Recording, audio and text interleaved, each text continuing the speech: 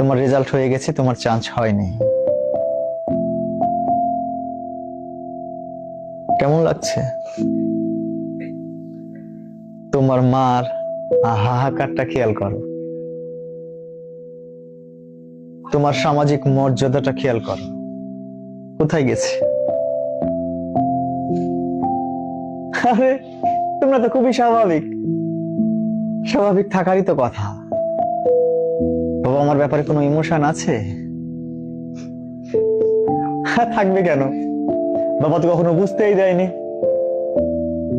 মা তো কখনো বুঝতেই দেয়নি যে তারা তাদের রক্তকে প্রতিনিয়ত পানি করে তোমার জন্য ইফোর্ট করছে, তোমার মুখের একটু হাসির দেখার জন্য, একটু খুশি দেখার জন্য রাত দিন পরিশ্রম করে যাচ্ছে, দিনের পর দিন নিজেকে যন্ত্রণা দিয়ে যাচ্ছে। বারবার রিকোয়েস্ট করেছে, মিনতি করেছে যে তোমার পড়া দরকার, তোমাকে সিরিয়াস হওয়া দরকার। আর তুমি, তোমার সেই সিরিয়াসনেস না থাকার কারণে আজকে তোমার চান্স হয়নি। কেমন লাগছে ওই বাবার কুঁচকে যাওয়া মুখ দেখে? কেমন লাগছে ওই মার দুমড়ে মুচড়ে যাওয়া দেখে? ভালো লাগছে? ভালো তো লাগার কথা। তোমরা তো খুব ইজি, অথচ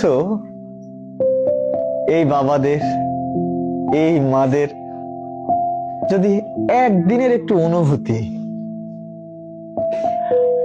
গতকাল একজন গল্প করছিল যে একজনকে দেখে 3 তলাতে ইট উঠাচ্ছে একটা ভদ্রলোক, মাথার উপর একটার পর এক ইট নিচ্ছে, যতক্ষণ পর্যন্ত হাত দিয়ে শেষটা ধরা যায়, নিয়ে 3 তলাতে ও 1 ঘন্টা যাবত অপেক্ষা করছে এবং দেখছে এই লোকটা কিভাবে কাজ করে।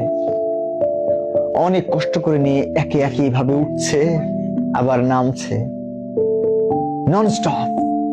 2 ঘন্টা পরে যখন লোকটা নামলো, তাকে জিজ্ঞাসা করছে, ও ভাই এত পরিশ্রম করছেন?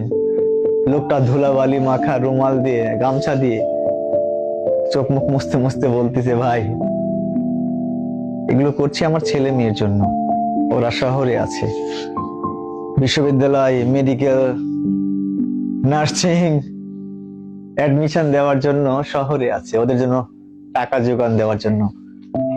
আমার মেয়ে যখন আমাকে বলে যে বাবা আমি খুব সিরিয়াসলি পড়ছি, তখন না আমার এই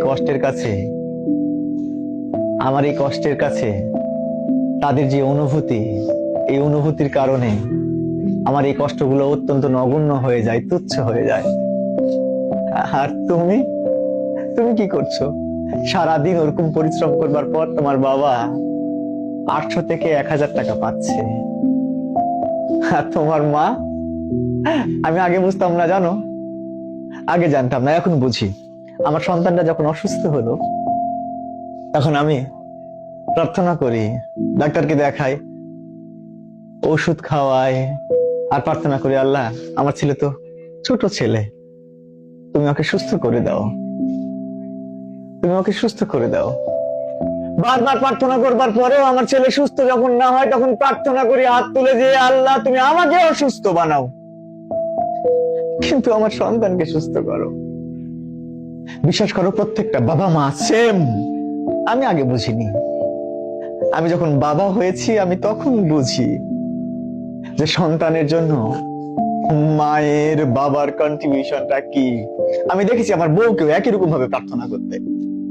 তুমি হয়তো ভাবছো, তুমি হয়তো দেখছো তোমার মা এখন খুব অর্ডিনারি, কিচ্ছু করে না, কিন্তু রান্না তো করছে। তুমি চোখ বন্ধ করে দেখো বুড়ি, তোমার মা ওই আগুনের দিকে চেয়েছে, মনে মনে ওই প্রার্থনাই করছে, আল্লাহ তোমার কাছে যদি বিনিময় লাগে তাহলে এই আগুনে তুমি আমাকে পোড়াও, কিন্তু আমার সন্তানের তুমি ভালো করো, আমার সন্তান যেন খুশি থাকে, ভালো থাকে, যে কাজে তারা আছে সেই কাজের জন্য তারা যেন সফলতা পায়। আর তুমি কি করছো? তুমি এখানে এসে খুবই আরামে আরামে দিন পার করছো তো। ও মেয়ে, তোমার কি বিবেক আছে? তোমার কি বিবেক আছে? তুমি কি একবারও তাদের এই কন্ট্রিবিউশনটাকে সামনে আনতে পেরেছো? কি বাবাকে ফোন দিতে চাইলা না? বাবার হার্ট অ্যাটাক করবে, ওই অনুভূতি তো আছে যে তোমার নিউজ, খারাপ নিউজ পেলে বাবা হার্ট অ্যাটাক করতে পারে। তাহলে কতটা যন্ত্রণা পেলে একটা মানুষ কলাপস করতে পারে, এই অনুভূতি আছে। কিন্তু নিজেকে সিরিয়াস করা যায় না যে 100% আমি আমাকে সম্পৃক্ত রাখলাম, এখন থেকে কোনোভাবেই এলোমেলো ভাবে সময় নষ্ট করব না। আমি নিজে বিশ্বাস করি, খুব করে বিশ্বাস করি, এখানে সবচেয়ে ভালো শিক্ষক দিলেও সব পেপারস গুলো একদম হুবহু করছেন এখান থেকে হবে কোশ্চেন গুলো, এই ব্যাপারগুলো ইনশিওর করলেও তুমি মেয়ে, তুমি যদি সিরিয়াস না হও তাহলে তোমার পক্ষে চান্স পাওয়া সম্ভব না। আরে আর এই পেপারস তো বাইবেল না, কোরআন না যে সব এখান থেকে সবকিছু হবে। তার মানে আরো অনেক কিছু জানতে হবে, পড়তে হবে। তুমি যদি সিরিয়াস না হও তাহলে পড়াশোনা কিভাবে হবে, কিভাবে সম্ভব? তুমি এখান থেকে বাসায় ফিরছো, বাসায় ফিরবার পরে দেখো রুমমেটরা সবাই মিলে মুভি দেখছে, তোমাকে আহ্বান করলো তুমি আসো মুভি দেখো। আরে তুমি তো সিরিয়াস না, তাই তুমি ওদের সাথে জয়েন করবা। আর যদি সিরিয়াস হতা তাহলে সুন্দর করে ইগনোর করে তুমি বারান্দায় গিয়ে পড়তে বসতে। বারান্দাতেও তারা ডিস্টার্ব করছে আর তুমি সিরিয়াস, তুমি মনে মনে ভাবছো আমি ছাদে গিয়ে পড়বো। ছাদেতেও মশা কিংবা ইনসাফিসিয়েন্ট লাইট, তোমার মনে হবে আমি বাথরুমে গিয়ে পড়বো, কারণ তুমি তো সিরিয়াস। এই সিরিয়াসনেসটা কি আছে নিজের মধ্যে? যদি না থেকে থাকে তাহলে মনে রেখো তোমার পক্ষে কোনো অ্যাঙ্গেলেই কোনোভাবেই তো চান্স পাওয়া সম্ভব না। অথচ কি মনে করো খুব ডিফিকাল্ট? তোমাদেরই মেয়ে, আমাদের এই কোচিং এরই মেয়ে গত বছর বঙ্গবন্ধুতে 97 পেয়ে ফার্স্ট হয়েছে। 9 জন মেয়ে আমাদের ওখানে চান্স পেয়েছে, সকলের মার্কস 90-এর উপরে, বা 2-1 জন আছে 88, 87 এরকম পেয়েও আমাদের ছেলে মেয়েরা ওখানে হয়েছে। এত সহজ কোশ্চেন তোমাদের। ওরা বলে স্যার আসলে একটা ছেলে মেয়ে যদি একটু সিরিয়াস হয় তার পক্ষে এটা চান্স পাওয়া কোনোভাবেই কঠিন না। আর তোমরা তো এই জন্য একবার ফেল মারছো নিজের ব্যাপারে সিরিয়াস না থেকে। কি বুড়ি, সিরিয়াস হওয়া যায়? সিরিয়াস হওয়া উচিত। তুমি সিরিয়াস হতে চাও? তুমি সিরিয়াস হতে চাও? তাহলে তাহলে কি করা উচিত?